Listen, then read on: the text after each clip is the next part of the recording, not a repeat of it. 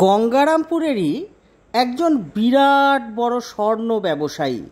তার একমাত্র মেয়ে দেখতে অপূর্ব সুন্দরী, তার নাম সুধন্যা। আসলে বন্ধুরা, যে সময়ের গল্প বলছি তখন তো গঙ্গারামপুরের নাম আর গঙ্গারামপুর ছিল না, তখন গঙ্গারামপুরের নাম ছিল দেবকোট। আর এই দেবকোটেই বাস করত স্বর্ণশ্রেষ্ঠী অনিরুদ্ধ। বিরাট বড় সোনার ব্যবসায়ী সে। তার একমাত্র পরমা সুন্দরী মেয়ের নাম সুধন্যা।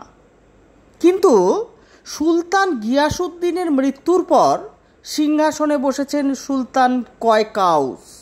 তিনি প্রজাহিতৈষী তো ননই, পরিবর্তে মদ্যপ, লম্পট এবং অত্যাচারী।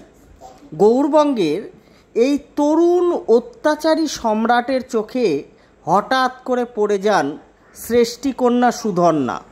সুলতান দূত মারফত বিয়ের প্রস্তাব পাঠালে চরম শঙ্কিত হয়ে পড়লেন স্বর্ণ ব্যবসায়ী অনিরুদ্ধ। সূর্যোদয়ের অনেক আগেই তিনি এসে উপস্থিত হলেন দেবকোটের সর্বজনগ্রাহ্য পীর শাহ আতাউল্লার কাছে। শাহ আতাউল্লাহ তাকে নিরস্ত্র করে বাড়িতে পাঠালেন বটে, কিন্তু তিনি নিজে ভয়ঙ্কর বিপর্যয়ের আঁচ পেলেন। তাই পীর সাহেব নিজেই সুলতানের কাছে গেলেন দেখা করতে। যুক্তি দিয়ে বোঝানোর চেষ্টা করলেন তাকে এই অসম বিধর্ম বিবাহ থেকে নিরস্ত্র করার চেষ্টা করলেন। সুলতানের অধীনে থাকা শ্রেষ্ঠীরা বিদ্রোহ করলে রাজস্বে টান পড়বে, রাজ্যব্যাপী দুর্ভিক্ষ দেখা দেবে, তাও বোঝালেন। কিন্তু সুলতান অনড়।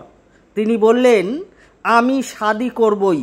গৌড়বঙ্গের সুলতানের অবস্থান সর্বশক্তিমান আল্লাহর পরেই।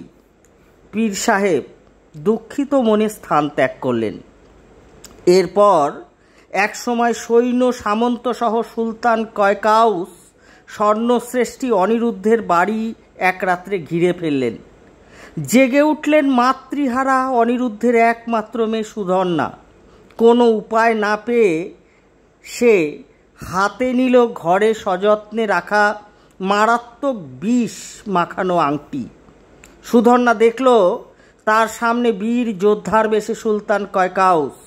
সুধন্যা বিষপূর্ণ আংটিটি চুম্বন করল, আর পরমুহূর্তেই ঢলে পড়ল তার সুন্দর সাজানো ফুলের বাগানে। হতবাক সুলতান আর সময় ব্যয় করলেন না। পরম যত্নে নিজে বহন করে সুধন্যাকে ভাসিয়ে দিলেন পুণ্যস্রোতা পুনর্ভবার পবিত্র জলরাশিতে।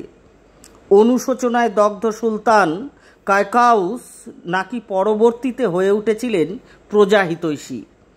আর যেখানে সুধন্যা বিষ পান করে আত্মমর্যাদা রক্ষা করেছিল, সেইখানেই তিনি খনন করেছিলেন লম্বায় প্রায় 4000 ফুট এক দিঘি, যা নাকি আজকের ধল দিঘি। আমাকে রাখিও মনে, আমি বরেন্দ্র কন্যা, সুধন্যা নামেতে কন্যা, এক বরেন্দ্র স্নেহধন্যা। বন্ধুরা, ধল দিঘিকে কেন্দ্র করে এমনই কিন্তু একটা গল্প কথা আজও মানুষের মুখে মুখে ফেরে, যা আমরা অনেকেই জানতে পারি।